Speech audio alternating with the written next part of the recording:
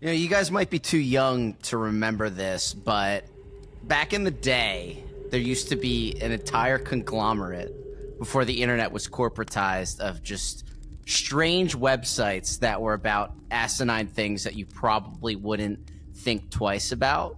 And the subject that I'm talking about today is bridges, stairs, and even mirrors as portals to other dimensions. And I can recall back when I was in the high school library, I stumbled across some strange website with a black font and purple background that was completely dedicated to the idea of why stairs and mirrors and bridges are portals. So there's something that's kind of innate about them as transitional spaces that we all experience in life. So you need to walk up the stairs to get upstairs, a different area of your house. You need to walk across a bridge or drive across a bridge to get to a completely new city or a completely new town or new way of life. So there's a transition in there. And when you look in a mirror, which is an even deeper subject in itself, you feel like you're peering into something other than what you perceive every day. It's being reflected back at you. So there's a lot of spiritual connotations with that, or like a lot of realizations that one might come to when they look at themselves in the mirror. I mean, I'm sure we've all had moments like that. I know I have, where it's in the middle of the night, you just walk to the bathroom and you look in the mirror and think, who am I? Me. So damn, I'm really in this right now. Yeah, he really is. Because I don't know if that's an exclusive trait to myself, but when I'm really worked up about life in general and maybe can't sleep, I will go into the bathroom and turn on the mirror and look at myself and make sure that I am me. I am indeed me looking at myself. Yeah. Have you been here in this one? So another thing that made me want to talk about this subject is when I was younger, I just had a really creepy unfinished basement that I'd hang out and play Super Nintendo in. And when I'd shut the lights off in the basement, and everyone must do this, I start walking up the stairs a little slowly and it's dark in the basement. And then I feel like there's a monster. Yeah. I start to sprint. And if you go on. No, you're good. So confession, when I wake up in the middle of the night to go grab a glass of water, I still do that when I'm running up and down the stairs. And then when you go down and hit your knee doing that, oh, you're done for. Yeah. But or it's like, you don't want to wake anyone up, and then you end up like hitting every single squeaky floorboard. Exactly. So I don't want to. I don't want to get too whimsical about it, but part of me thinks maybe there is something chasing you every time because you're tapping into some sort of subconscious. Yeah, because when it's let's just say interdimensional, maybe there's something that's able to channel themselves through what other humans perceive as a transitional area, so it can make them easier to appear, easier for them to interact with you. So one of the things that I go ahead. That's a really interesting point, just as a whole, because going back to the whole mirror thing, animals, depending on how, I mean, they say it's based on how intelligent they are, but like more intelligent animals tend to also be more conscious. So like animals that tend to recognize themselves and like kind of start questioning their own reality, like that sort of has to mean something, right? Because that would like. You think like an animal would see its own reflection in like a puddle of water and like start looking at itself, but it doesn't do that. Not really. Like when you present a mirror to an animal that's conscious enough that it can recognize itself, it really does like question its entire existence. So maybe it's like there's something that's innately unnatural but like natural about the reaction. It's like that's not to use the pun, but it could be a reflection of someone's awareness or their aptitude for acknowledging their own existence. That's a really good point. It also reminds me of a video I saw online of a bear. They put a mirror in the woods and a bear noticed itself and it just started beating up the mirror. It was like, who is that guy? So I think bears are really cool animals, and how I can't believe they just look like giant domesticated dogs that can basically kill you. They were like mythical beasts to the first people that took expeditions to the Americas, right? Yeah, I feel like there's a lot of from Europe. native connotation with bears and you know, I'm the not sure if it was, spirituality of bears. I'm not sure if it was like Columbus or something, but like there's something I read somewhere where like those guys would talk about how like, oh, there's like this hairy beast that would take like a shotgun shell to the face and still charge at you and eat you. You know?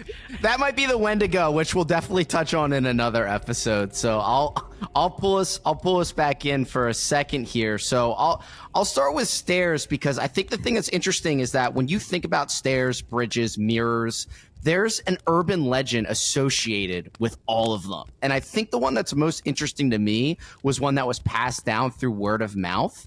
Someone told me that the symbolism on Halloween night, it comes from a Catholic practice of All Hallows Eve, where it's something involving saints like receiving their passage to heaven. So from some like long-standing Christian tradition. And I love the abstraction, because this is what makes urban legends as great as they are. It was an old acquaintance who said their uncle told them this story where on Halloween Eve, so October 31st at midnight, on October 30th going to 31st at midnight, if you walk backwards down your stairs holding a candle and a mirror in front of you, you'll see the spirits rising up behind you for All Hallows Eve. And apparently his uncle did it and doesn't talk about it. It was a harrowing experience for him. That.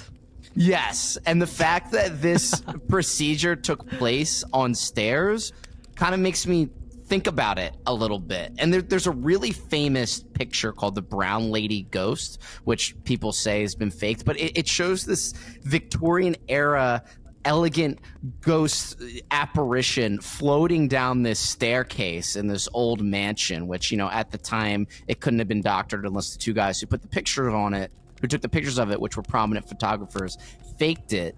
The fact that this was like on a staircase just leads me further to think about the spirituality of staircases and why they're these transitional areas that kind of have paranormal happenings going on around them. Maybe it's like the material ritual of ascension and descension, like the equivalent to like rising up and down in consciousness, whatever.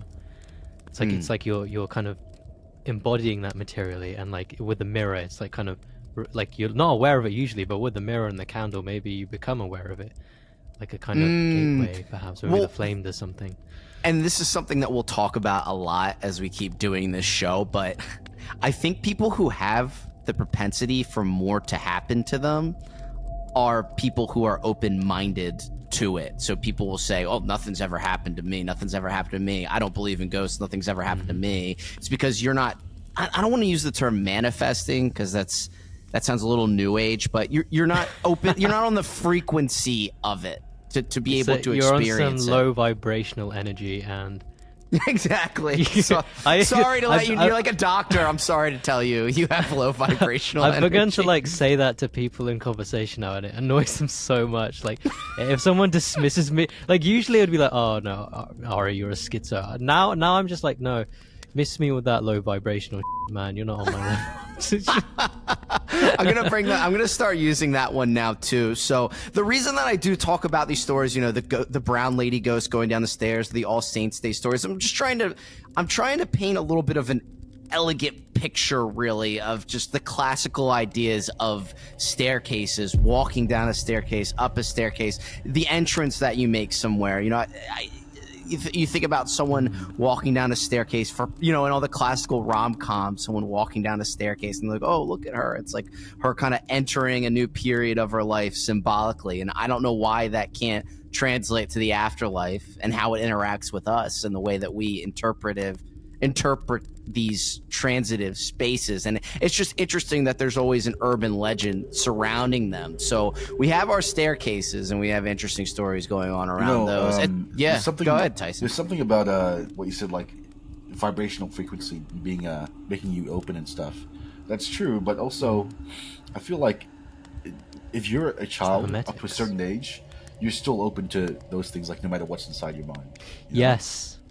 And I completely here's how I agree know with you this, right? It's because when I was a kid and I would go up the stairs in my house basement, my mom would always like turn the lights off when I was like halfway on the stairs, and then the moment she did that, I would like lose the capability to like walk. Like I would have to crawl up the stairs in the darkness, and then once I crawled out, like I could like regain my ability to walk. It was weird.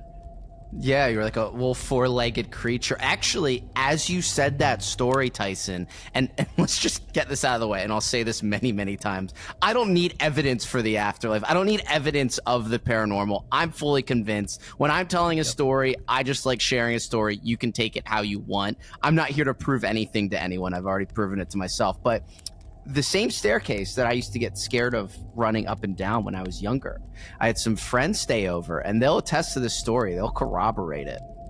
There was one night where I went up in my room to go to bed. I stayed there the entire night. They stayed in the downstairs area on the couches, and they heard someone stomping, slamming, aggressively going up and down the stairs over and over. And I don't have a history of sleepwalking, so it wasn't me. And they said they went and checked right after they heard it, and there was no one on the stairs every single time. And the person that was going up and down them sounded like they were angry, you know, stomping up and down the stairs. So I think I do think, well, you want to stick on the vibrational part. I think there's a higher vibrational energy around transitive spaces and how we interact with them than people. I think people kind of take that for granted. I think if you were to look further into it, there's probably more there. But I have two mirror stories, but about the stairs real quick.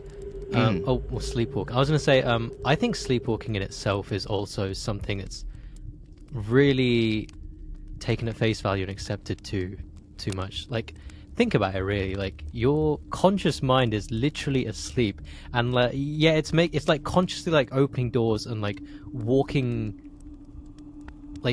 down paths and stuff as if it could see. Like, you know, like you're blind, and yet. You know what I mean? And you're in like a really high vibrational state, like in itself. Like you're in a I kind of like what you're honing in there. I kind of like what you're honing in. I don't want to quite say possession, but like I want to say there's something going on there for sure. Demonic stare possession. Yeah, like I know Tyson sleepwalks sometimes, supposedly, like. But then again, he's like a prime candidate for possession trolling. Dude, one time I woke up and I had sleepwalked at 3 a.m. to my hall, and it was pitch black, and I was looking at the clock, and it said 3 a.m. It's creepy.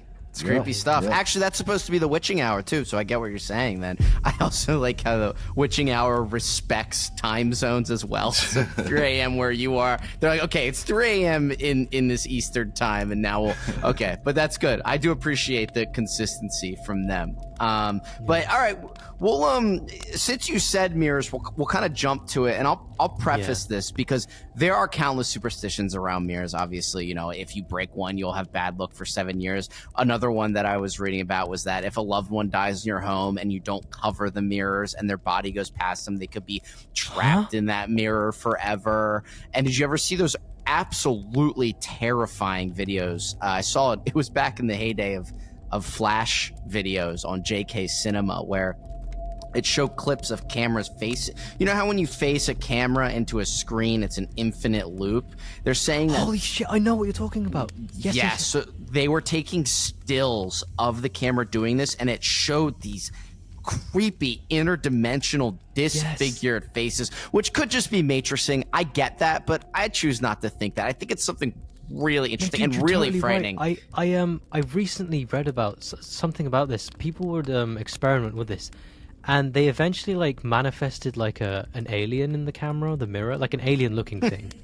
Right. Okay. Interdimensional alien, whatever you want to call it, and they like successfully communicated with it. Really? In Morse code or something. That is strange. So it is very strange.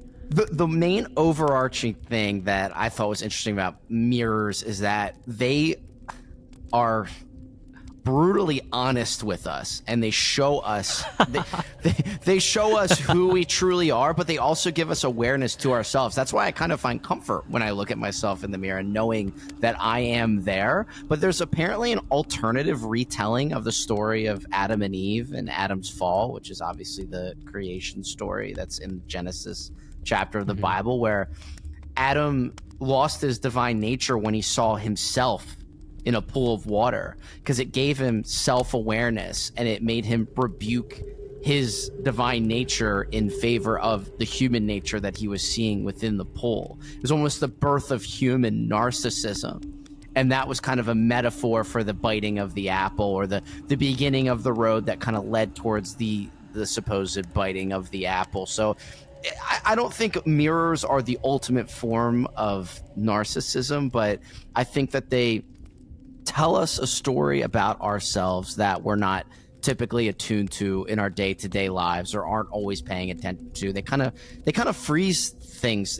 They freeze things for us in a way that photographs don't. Maybe it's because we're seeing each other in real time. It's important to also remember that mirrors are also like inverted. Yeah, so yeah. I don't know if you guys are aware of what a true mirror is, but it's like a mirror that's reinverted to like how other people see you. If you ever looked in one of those mirrors, that will really f*** you up. Really? You ever gone into changing rooms in like a store and you're like trying on some clothes, and like there's like 3 mirrors laid up, and like you can look in the mirror, and then like in the mirror's reflection of another mirror you see yourself, and you look utterly different to the way you do. It's a sobering experience in those mirrors. Every time I walk in them, I think, wow, I need to lose more weight. You know why? It's because our faces are less symmetrical than we'd like to believe. Yeah. So when you see how it really is, because you're so used to seeing what the face looks like on the regular mirror, when you see it reinverted, you're like, what the f***? That guy's facial structure looks weird. That's like you accustoming yourself to literally a whole other reality where you think people see you differently. I mean, in reality, it doesn't really make a difference to other people. Wow, yeah. That changes like, your mindset. It's like, that's what I really look like? Yeah, it's all right, keep going. You being exposed to like the reality of your reality, or others' reality, whatever you want to call it. It's like, it's almost like if you are of the belief that like you are the center of the universe in your own conscious experience, because everything is a projection, your consciousness is within, or whatever. If you're into that Gnostic, Hermetic stuff, then perhaps this is like you experiencing the discomfort of living in a different reality, like another's reality, like something that isn't home. Imagine walking into your bedroom, a place that's also familiar to you, and like things are just ever so slightly differently arranged, but no one's been there. That is creepy. Yeah, and yeah, it's just a really strange experience. I've actually got 2 creepy stories about mirrors, but I'll leave them to the end, because I think you're probably going to touch on a lot of this stuff. I got 2 to say, one main one, but what you talked about just reminded me of a bunch of old videos that got passed around again on the internet back in the day, where it's usually typically an Asian girl, because it was kind of around the time The Grudge came out. So a young Asian girl would be looking in the mirror, and then she would turn back and look at the camera, but the face in the mirror would stay where it was and wouldn't turn back around, and would give itself an evil grin, the spirit that's in the mirror. Some people really, and apparently there's some that are supposedly real out there that have been floating around for at least the last decade. So that stuff's always interesting to me. I wish but you never said that. I know, it's terrifying, isn't it? But and obviously the classic horror trope where they're opening up their mirror for the cabinet that's behind it, and then they close it and there's someone behind them who just goes to stab them. That's a classic. But so when we're staying on the topic of portals, not in the literal sense where you step into it and end up somewhere else, we're talking about spiritual, not like a literal scary door. Yeah. Not a scary door, as our name would say. So the original one that always got me thinking about this, and this, if you were to name the top 5 things that scared me the most when I was younger, this has to be, I don't know, this might be towards the top. This might be at 1 or 2. So we all know, and it might be different in your guys' countries, the Bloody Mary urban myth. So my version of it was, at midnight, if you turn around in the mirror 3 times with your eyes closed and yell Bloody Mary no, you turn around the 3 times. Then when you're done spinning, you look into the mirror and say Bloody Mary, 3 or 4 times. And then supposedly this woman in all white, drenched in blood with this evil grin will show up in the mirror, jump out, and try to kill you. And of course, everyone always knew someone who tried this at a summer camp and didn't come out alive, or doesn't want to talk about it, or knows something actually happened, or swears that they saw something in the mirror because they were, filled with hysteria. But just that thought of anytime, it's like on site, basically. Anytime, anywhere, Bloody Mary will show up if you summon her and rock you. I'm actually getting the chills just talking about it right now. I'm like, dude, I'm looking into a mirror screen right now. I keep looking behind me. I know. It's so terrifying because, the reason why is that the internet wasn't as widespread then. So things that people told you, it wasn't really about fact checking them or not having the ability to. Everything just felt more real and personal to your world. It's the exact same thing that, those playground myths of like Super Mario 64, like in the playground, you'd be like, oh, to get Luigi, you'd like do all this. It's kind of like that, but like more real, Yes, or that, Yoshi's in the castle, right? You know what I mean? Yeah. Or something like that. That is a class. Yeah, and I think people like having nostalgia for things like that. I have nostalgia for Bloody Mary. I actually remember the very first time. It was like 2004 or 5 is when I got access to the internet at home, and I still remember the first few like scary videos I found. Actually, oh my goodness! I was on YouTube before Google bought it actually, so it was way more unhinged. It was cool. It was a whole different beast at the time. Well, I remember it was a UFO compilation and then a scary ghost video thing, and I was watching it on my laptop. Whatever age, I think I was like 7 or something, and like I remember it was broad daylight. I ran downstairs to my mum and I just started telling her, "Mum, aliens exist, ghosts exist." You figured it all out, and she looked at me like, "What are you on about?" When I got hit by one of those first generation OG jump scare videos, you don't forget that for the rest of your life. You really don't. Scary maze game. Yes, that was one that got me going down the hill. I really implore people, because it might still be there, and we got to do a deep dive internet episode at some point. But JK Cinema has archived their old paranormal videos. One of them showed the classic, the munchkin who hung himself on the set of Wizard of Oz, and the ghost in the 2 Men and a Baby movie, or 3 Men and a Baby movie. So yeah, there's a lot of classic like urban legends there hanging out, but not to depart too much from what we were talking about. So that story about Bloody Mary, it actually it intersects with a story my own good friend told me, and I love stories from friends, and he's very spiritually attuned, we'll say. He said he had a night where he was going through some really difficult issues with this girl he was dating. He felt like she wasn't making a great impact in his life, and he was really like tied down by it and depressed. And apparently, he said he woke up in the middle of the night to banging. Okay, so just like angry banging against a mirror in his bedroom. And when he woke up and looked out of his bed, he saw a man who was translucent and blue pacing back and forth behind his mirror. So you're looking into the mirror. So when he walks away, he doesn't show up, past the mirror. So he's walking back and forth in the mirror, looking at my friend, angry, and then banging on the mirror as if he's angry that my friend is in this world and he's not, and he's stuck behind this mirror. And he said he could feel this visceral anger from behind the mirror and seeing this man. And obviously it only lasted about 5 or 6 seconds after he woke up, but it was long enough for him to acknowledge it and see that it was there. And of course someone could say, oh, it was a night terror, oh, it was lucid dreaming. But what my friend saw after he woke up, he's so convinced of it, and we talk about this stuff all the time, that he could just sense this person's anger. It's almost like he was stuck there. And he was wearing like classical attire, let's just say like 1800s, 1700s, had like the hat, dude, like the derby hat and stuff. So whenever I think of that story, it's just frightening to me, like someone angry watching you through the mirror in your room. I had something like that too. Really? Okay, go for it. But it's kind of different. Oh, a little bit different. So I've told this story before to you guys. You guys probably don't remember, but by my bed, behind me, like right by my head, I have a bookshelf full of books. And that day I bought a book all about the paranormal and all that. On the front cover, there's like a pentagram. There's all this like crazy shit. And I fell asleep that night. I had a really strange dream. Okay, I was kidnapped by someone in a car or whatever, and like I escaped. There's some like demons around. It's like this kind of gothic castle kind of thing. I'm in the bushes, stone floor, that kind of thing. Think like medieval Britain, right? And here I am in the bushes, and I thought I've lost this guy, right? This guy's looking for me, this fucking skinwalker type tall guy. And then I look over the bushes, and there's like a little girl or like a little kid kind of thing looking at me directly, like direct eye contact, like kind of white/black eyes, white face, like a typical scary kind of kid looking thing, right?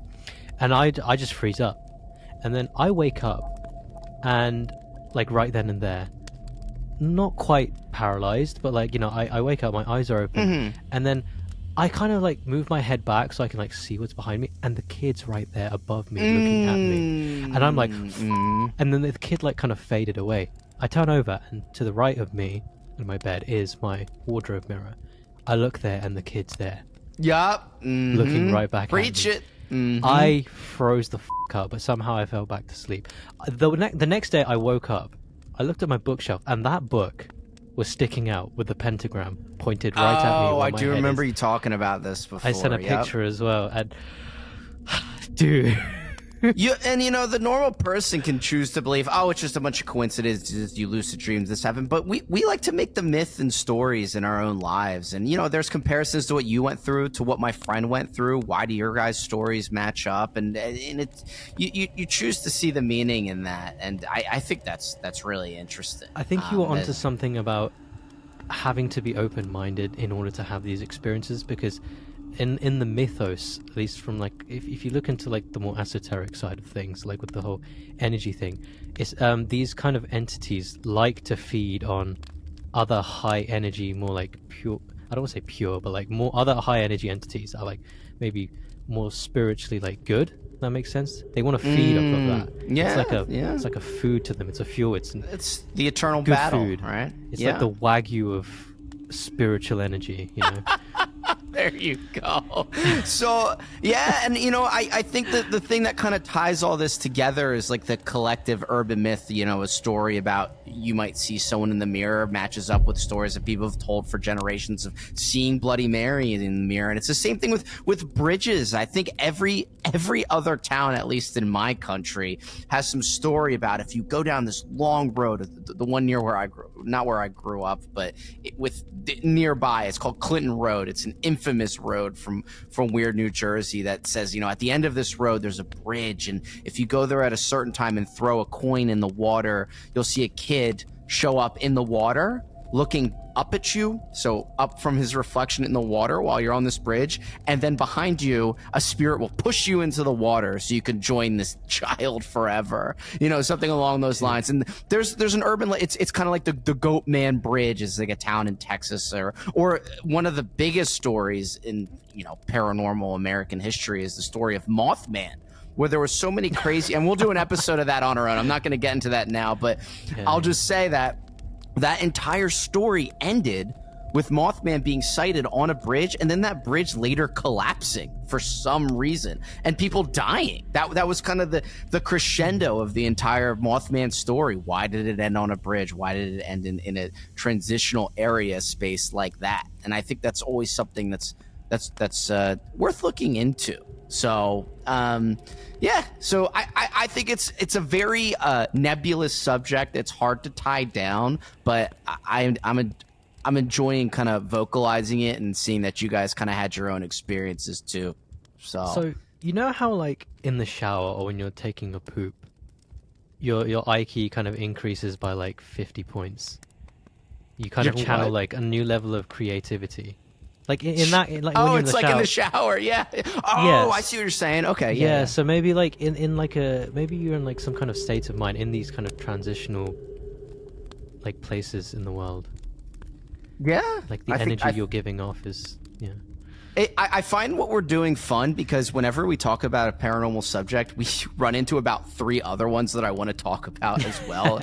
Old internet, Mothman, anything goes. But and we'll probably talk about this again someday. So until next time, thanks for joining me on this one, guys. And Until then, we'll see what's behind the scary door.